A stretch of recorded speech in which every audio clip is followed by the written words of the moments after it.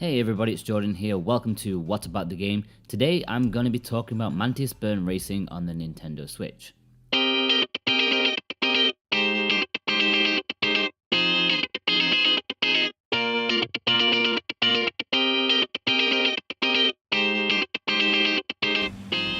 There's something quite nostalgic about overhead racing games.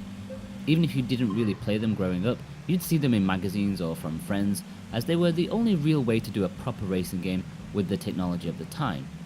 Personally, Micro Machines was quite a memorable part of my childhood, and I'm sure many others had the same experience growing up. These days, you don't get too many overhead races due to developers being able to do more advanced things more easily. It's a genre that's kind of waned. Mantis Burn Racing is here to bring it back though, pulling on your nostalgia strings to scratch that arcade overhead racing itch. But is it any good? Let's find out. Mantis Burn Racing is very much an arcade game. With a few different camera angles over the top or even isometric, you race.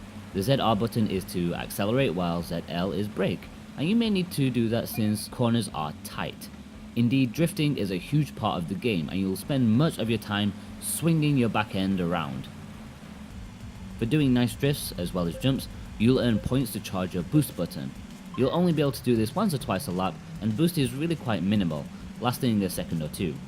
While there are lots of multiplayer options in Mantis Burn Racing, many of you will be relieved to hear there is a robust single player campaign to try out. The layout of the single player campaign reminds me of Sonic Racing Transform, where you move from left to right competing in various events to unlock more events. The campaign is divided into skill classes. You obviously begin in the lowest novice class and make your way up to pro and then elite with veteran class along the way. Each class has a few seasons of competition and each of the events are really quite varied.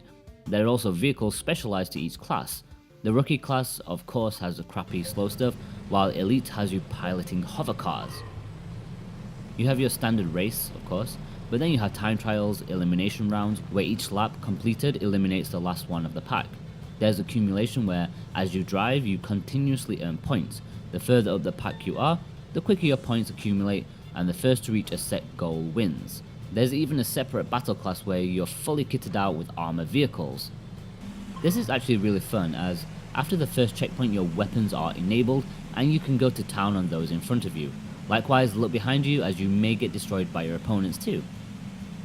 After the first lap you can also drop mines, which obviously take out those behind you. If you or your opponent is destroyed, then you'll just respawn after a few seconds. Not a huge deal, but getting back up to full speed can seem like forever and cost you a lot of time. It's all well and good so far. The gameplay is solid if unspectacular. There's loads to do. The problem is that there are not many places to do the stuff on.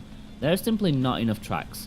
You'll be doing these events on the same tracks, or slight variations of, over and over again, and in all honesty it gets boring after a while. It's a big problem for me.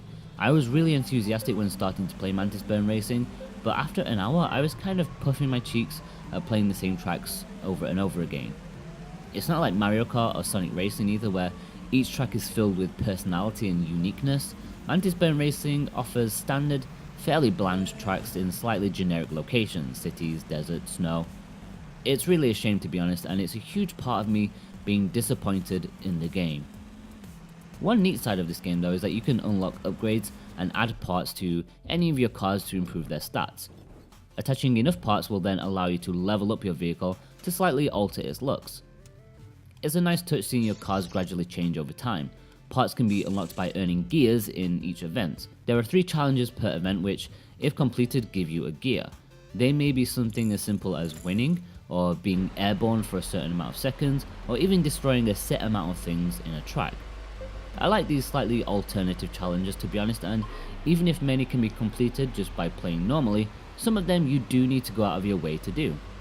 So, even if the single player may be robust but boring, I think many people will be sold on the online competition, or at least multiplayer in general. Online seems fairly basic. You can create lobbies and set rules yourself, or join random lobbies online. With online crossplay you can play with people on different systems, and I found it fairly easy to join with people online. You can play split screen multiplayer, as well as joining systems together for local wireless, which is a nice option to have. I think Mantis Burn Racing is definitely better as a multiplayer experience than a single player one. I think the presentation is slightly unwelcoming. You're dropped straight into a rather underwhelming menu, small in size and shifted off to a corner. it doesn't give you any sort of personality. There's nothing inviting about the game, which is sad. The graphics look okay, although they are more on the basic side of things, but it's not a problem since the gameplay is okay. Overall, Mantis Burn Racing is a solid if unspectacular overhead racing game. It has a meaty single player campaign that's sadly thrill free, but there are also plenty of local and online multiplayer stuff to keep you going. It may scratch an itch for a certain audience, but others may find it a little too underwhelming. Playing the same slightly dull tracks over and over again may be a killer for some, and it did suck the fun out of it for me personally. It's a nice opportunity for a different kind of racing game online though, if you're tired of Mario Kart, but it's nowhere near that standard in terms of quality or presentation. Okay guys, if you've enjoyed this review, then please be sure to like and subscribe, that would help me out so much. You can read the full review of Mantis Burn Racing at whataboutthegame.com, and of course you can follow me on Facebook and Twitter if you want to. All the links are below. Thanks guys, bye bye.